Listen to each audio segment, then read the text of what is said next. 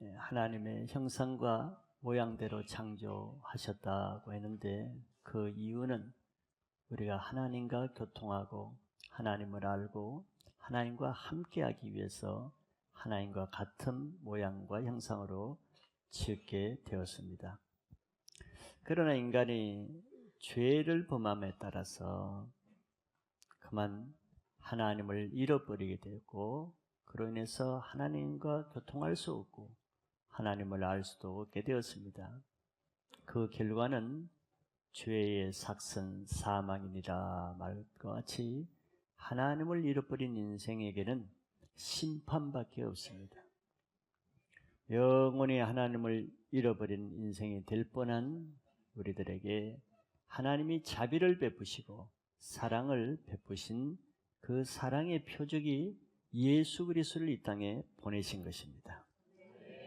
그래서 누구든지 이 예수 그리스도를 마음에 믿고 영접하면은 우리의 모든 죄를 다 용서해 주실 분들어 하나님의 자녀로 다시 회복되는 권세를 주시겠다고 약속하셨습니다. 이 성탄은 바로 이 예수 그리스도가 이 땅에 태어나신 날이고, 이 예수님을 믿는 모든 사람에게는 다시 하나님과 화목하게 되어서 하나님의 자녀로 영원한 하나님 나라의 상속자가 된다는 것을 믿으시길 바랍니다. 이 놀라운 소식이 있음에도 불구하고 불행한 것은 아직도 많은 사람들이 이 사실을 알지 못하고 있다는 것이죠. 또 그 하나님의 사랑을 알지 못할 뿐더러 그 사랑을 대적하고 배척한다는 아픈 현실입니다. 그래서 우리는 성경을 왜 배우고 알아야 됩니까? 하나님은 어떤 분이시고, 하나님은 이렇게 일하시는구나. 하나님은 우리와 전혀 다르게 행하시는구나. 이것을 성경을 통해서 배우면 배우고 알면 알수록 하나님을 오해하지 않고 하나님을 바로 믿을 수 있기 때문에 우리는 말씀을 잘 들어야 되는 것이죠. 그래서 오늘 말씀을 통해서도 하나님이 구주로 보내신 예수 그리스도가 어떤 분이고, 또 하나님은 누구에게 이 예수 그리스도를 믿을 수 있게 하시고 그것을 어떤 방법으로 하시는가를 잘 배울 때 우리가 주님을 바로 믿을 수 있고 바로 알 수 있게 된다는 것을 믿으시길 바랍니다. 그래서 예수 그리스도를 바로 알아야 되는 이유는 그래야 예수 그리스도가 나를 위해서 오신 구주시라는 것을 믿고 영원한 생명을 얻을 수 있기 때문에 그렇습니다. 오늘 그래서 하나님에 대해서 바로 아시고 예수님을 나의 구주로 영접할 수 있는 즐거운 성탄이 되시기를 바랍니다. 우리들이 잘 아시는 성탄 말씀 구절입니다. 오늘 본문을 통해서 먼저 큰 기쁨의 좋은 소식이 어떻게 전달되는가 하는 것을 먼저 한번 보고자 합니다.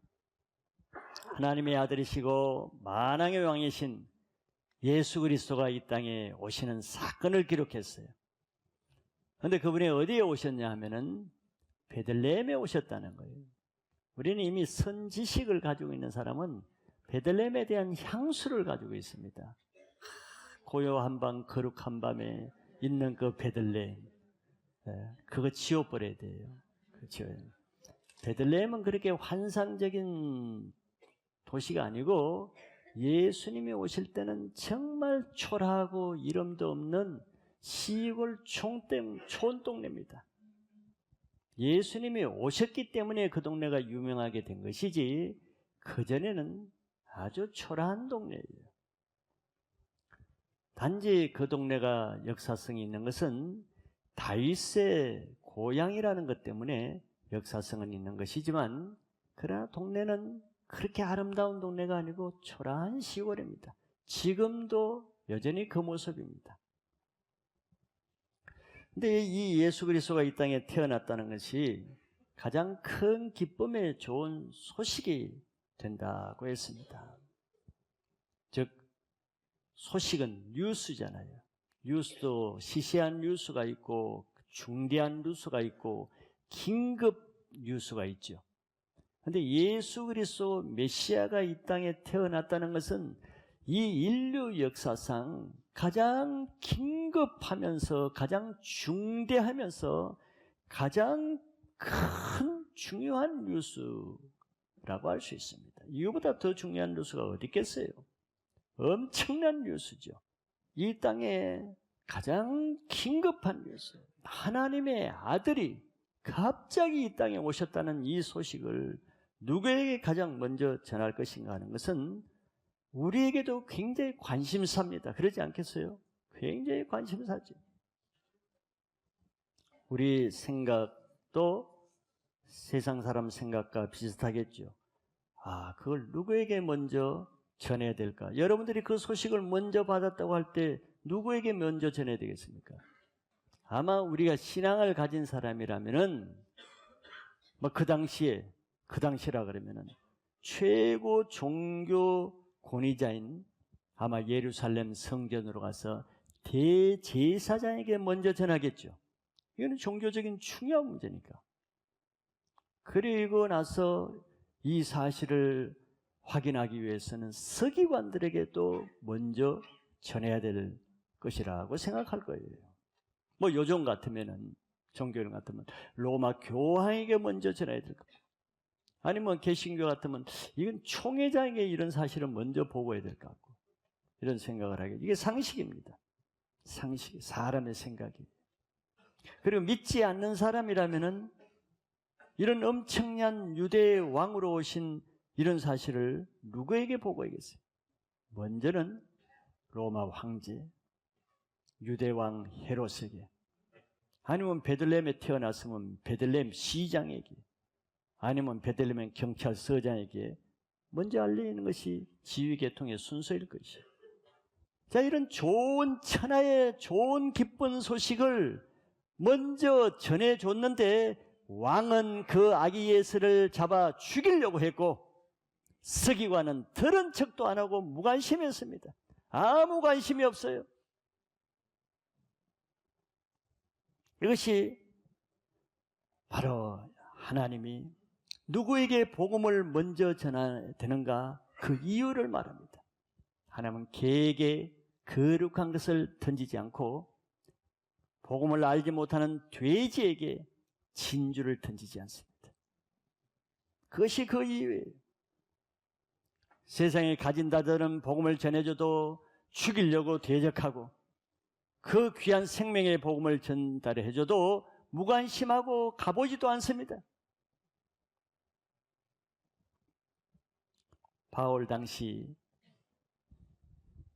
가장 지적 수준이 높고 경제력으로 수준이 높은 곳이 고린도였습니다. 고린도에는 그때 당시 모든 철학의 최고의 철학자들이 다 거기 모였죠.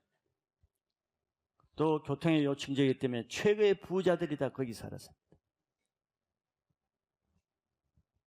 그런데 바울이 고린도에서 교회를 개척해 했을 때 그런 최고의 지성인들과 가장 부유한 권세자들과 경제가들, 재력가들은 다 어디 갔어요? 그런 사람이 한 사람도 없었어요. 고린도 교회가 자기가 개척한 교회를 바울이 가만히 봤죠. 어떤 사람들이 모였는가? 그랬더니 고린도전서 1장 26절에 보니까 바울이 이렇게 말했습니다. 형제들아, 너희를 부르심을 보라. 육체를 따라 지혜로운 자가 많지 아니하고 능한 자도 많지 아니하고 문벌 좋은 자가 많지 않다. 그 사람이 다 어디 갔느냐? 이것이 하나님이 하셨구나. 기쁨의 좋은 소식이 누구에게 먼저 전해졌는가를 나타냈죠.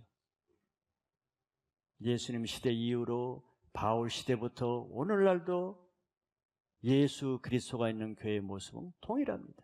복음이 누구에게 먼저 전하는가 하는 것은 하나님이 정한 기준이 있기 때문에 27절 이하에 보면 그러나 하나님께서 세상에 미련한 것들을 택하사 지혜 있는 자들을 부끄럽게 하시려고 세상에 약한 것들을 택하사 강한 것들을 부끄럽게 하려 하시며 28절 하나님께서 세상에 천한 것들과 멸시받는 것들과 없는 것들을 택하사 있는 것들을 피하려 하시나니 이는 아무 육체도 하나님 앞에서 자랑하지 못하게 하려 하심이라.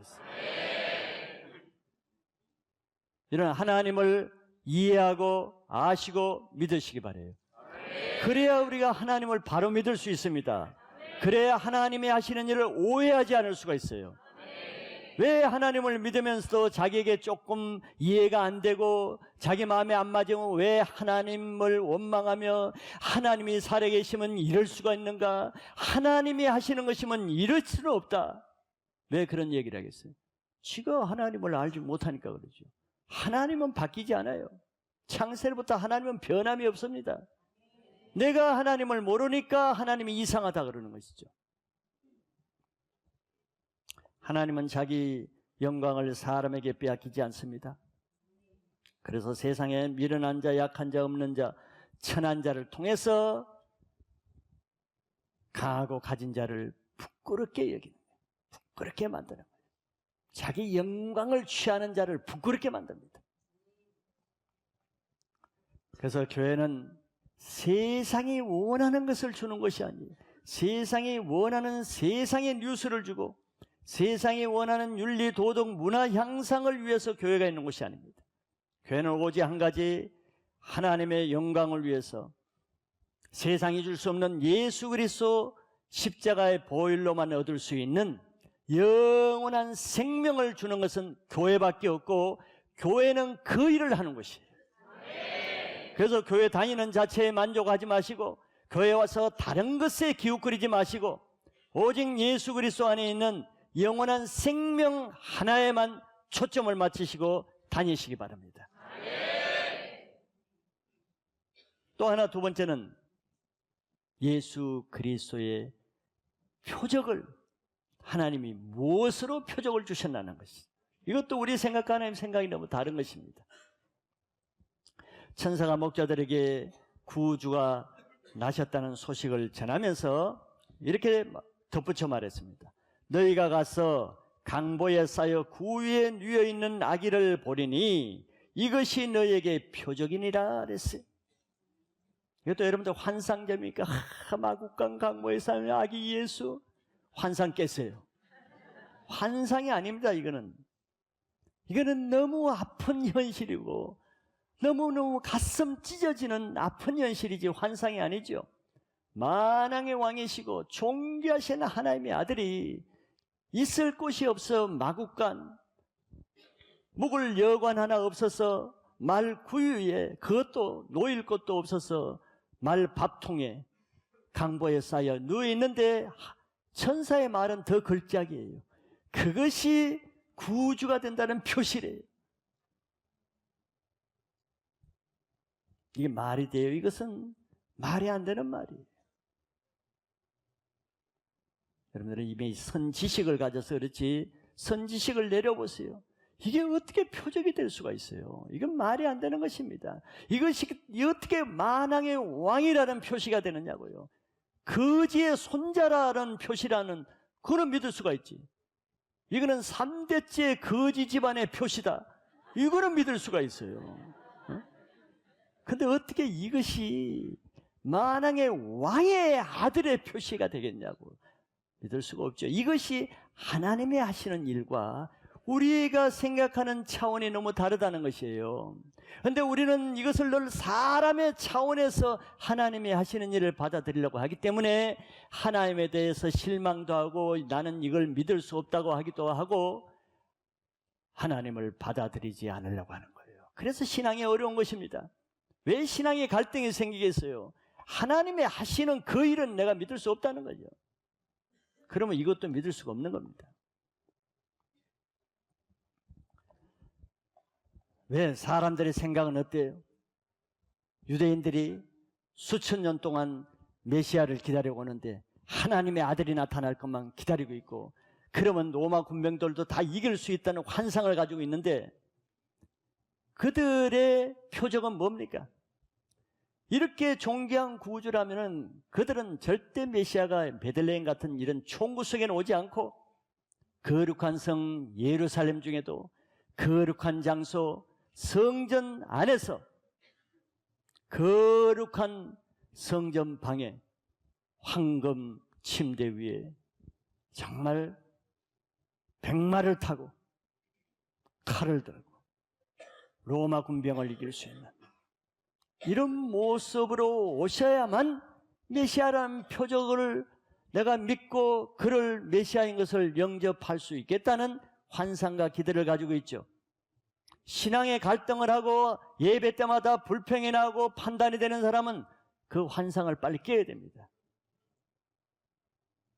서론에서 말을 했지만 내가 어떤 사람이면은 다른 사람도 그렇게 돼야 된다, 그럴 것이라고 생각한단 말이죠. 내 기준에 따라 하나님도 이렇게 되어야 될 것이다. 교회는 이래야 된다. 목사라면 이래야 된다. 그 기준을 내려놔야 됩니다. 그것 때문에 내가 늘 걸림이 되고 그것이 나의 올무가 되고 실족해 하는 원인이 되는 거예요. 그래서 문제 있는 사람들은 항상 자기 기준을 내려놓지 않고 자기 기준으로 교회를 판단하고 하나님을 판단하는 그것이 문제가 되죠. 이런 기준을 가진 바리새인과 대제사장 중에 예수를 믿은 사람이 누가 있느냐고 예수를 돌려쳐 죽이려고 그랬지. 그러면 그 사람이 그런 일을 하게 되는 거예요. 그래서 백마를 탄 왕자 같은 이런 표적을 기대하고 있는 사람에게 초람 마국간의 강보에 쌓여 구에 놓인 이것이 메시아의 표적이라 하면은 그 사람들은 천사의 뺨을 때리겠죠. 하나님이 아신단 말이에요. 그러니까 이런 얘기는 목자에게 먼저 전하는 것입니다. 누가 이런 메시지를 받아들일 수가 있겠어요?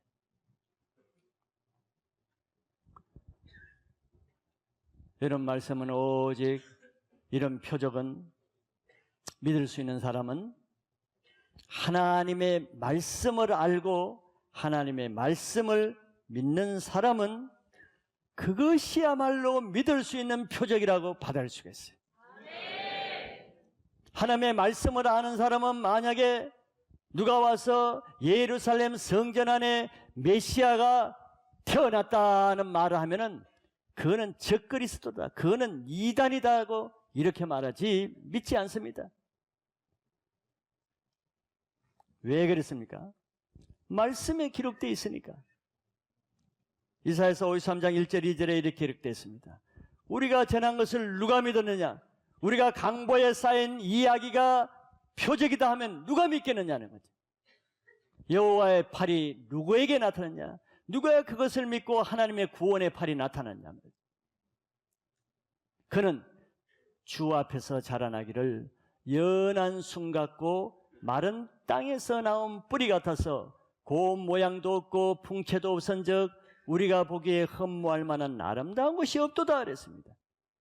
이 말씀을 아는 사람, 메시아는 이 땅에 오실 때 아름다운 풍채 좋은 백마를 탄 고운 모양으로 오시는 것이 아니고 연한 순 같고 마른 땅에서 나온 뿌리 같아서 사람에게 보기에는 고운 모양도 없고 풍채도 없고 사람 보기에 흠모할 만한 아름다운 것이 없는 모습으로 오신다는 이 하나님의 말씀을 믿는 사람에게는 베들레헴 마국간의 강보에 쌓여 구에 누인 그 아기만의 표적이라는 것을 믿을 수가 있는 거예요.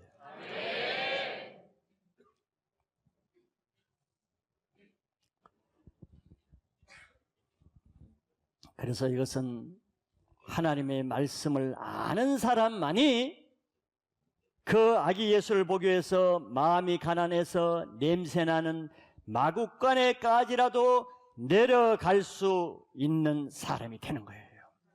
이 말씀을 믿지 않는 사람은 절대 마국간으로 내려가지는 못하죠. 예루살렘 성전을 찾아갈 수는 있어도 베들레헴 마국간으로 가려고 하지 않습니다. 왜? 말씀을 모르니까.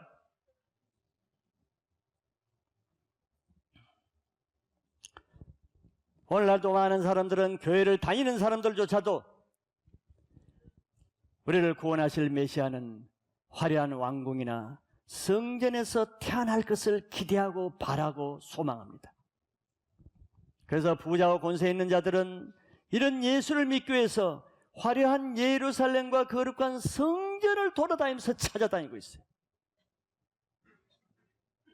그러나 그들이 만나는 것은 누굽니까? 그렇게 예루살렘과 성전을 찾아 돌아다니는 사람이 만나는 것은 악한 왕을 만날 뿐이고 외식하면서 자기 영광을 구하는 종교인들밖에 만나지 못합니다. 메시아는 없어요. 그런 곳에. 오늘날 교회도 예루살렘처럼 종교적인 화려한 모습을 추구합니다. 그래서 그런 사람들을 끌어들이려고 합니다. 그래서 그런 사람들은 화려한 예루살렘에 있는 성전 같은 종교적인 교회를 찾아다니죠. 그러나 그런 곳에 만나는 것은 외식하는 종교인들만 덕실거릴 뿐, 예수는 그런 곳에 없겠죠. 그런 곳에는 명예를 자랑하는 사람들, 자기 지식을 자랑하는 서기관들과 제사장만 있을 뿐이지 예수님은 그런 곳에 계시지 않습니다. 예수님은 베들레헴 말 구육간에 내려갈 수 있는 사람만이 만날 수가 있는 거예요. 주님은 그곳에 계시기 때문에 고린도후서 4장 7절에 이렇게 말씀하고 있습니다. 우리가 이 보배를 질그릇에 가졌다고 했어요. 보배는 예수 그리스도입니다. 하나님이 보배를 감춰놔요. 흙 속에 감춰놓고 보배를 질그릇에 감춰놓는단 말이에요. 금그릇에 감춰놓지 않아요. 이는 심히 큰 능력은 하나님께 있고 우리에게 있지 아니함을 알게 하려 함이라. 부자나 권세 있는 자나 외식하는 자나 화려한 것을 쫓는 자들은 계속 보배를 찾기 위해서 금그릇을 찾아다니겠죠. 이 금그릇 열어보고 저 금그릇 열어보고 금그릇을 찾아다니고 있어요. 화려한 교회를 찾아다니고 있어요. 화려한 곳에 보배가 있을 줄 알아요. 하나님을 모르는 거죠. 하나님을 알지 못해요. 하나님의 마음을 알지 못해요. 성경에 저렇게 분명히 기록되어 있는데도 하나님을 알지 못해요. 하나님은 보배를 질그릇에 넣었다고 하는데도 질그릇에 관심이 없어요. 사람 보기에 초라하고 사람이 인정해 주지 않는 그런 곳에 관심이 없어요. 하나님은 그런 마음을 아시는 거예요. 금그릇에 넣지 않고 질그릇에 넣는 이유는 그래야 마음이 겸손한 자, 영원한 생명에 관심 있는 자, 하나님을 아는 자만이 그 보배를 만날 수 있게 하기 위해서 질그릇에 넣으셨다는 걸 믿으시기 바랍니다. 하나님은 사람들이 자기 영광을 구하고 화려한 곳에 계시지 않습니다. 예수님은 그런 곳으로 오시지 않아요. 그런 곳에는 종교적인 사치와 외식하는 종교인들만이 찾는 곳이지 하나님을 찾고자 하는 사람은 그런 곳에 얼씬거리지 않습니다. 그래서 우리는 높은 데로 올라가려는 신앙이 아니라 낮은 데로 내려갈 수 있는 신앙을 하시기 바랍니다. 높은 데로 올라가는 것이 능력이 아니에요. 그거는 세상의 능력입니다. 세상은 될 수 있는 대로 높은 데 올라가는 것이 자기 능력으로 생각하죠. 착각하면 안 됩니다. 예수 그리스도 안에서 있는 능력은 예수님의 능력인데 예수님은 가장 높은 곳에서 가장 낮은 곳에까지 내려올 수 있는 자기 부인과 자기 십자가를 가지신 그 능력이 있으시기 때문에 그렇게 할 수 있었는 거예요. 지금도 우리는 낮은 데 내려갈 수 있는 것이 예수 그리스도의 능력인 것을 믿으시기 바랍니다. 낮은 곳에 내려가기 위해서는 자기 부인을 하지 않고는 내려갈 수가 없어요. 자기 십자가 없이는 내려갈 수 없습니다. 누가 못 내려갑니까? 자기 성질 하나 부인 못하고 자기 자존심 하나 부인 못하고 자기 기분 생각 하나 부인하지 못하는 사람들 내려갈 수 없습니다. 그냥 늘 높은 데로 올라가는 거죠. 주님과는 늘 더 거리가 멀어집니다. 내려갈 수 있기를 바랍니다. 성탄절을 맞이해서 마국간에 계시는 예수 그리스도의 보배를 만나기를 원한다 그러면은 내려갈 수 있는 예수 그리스도의 인격을 마음을 가지는 성탄절이 되시기를 축복합니다.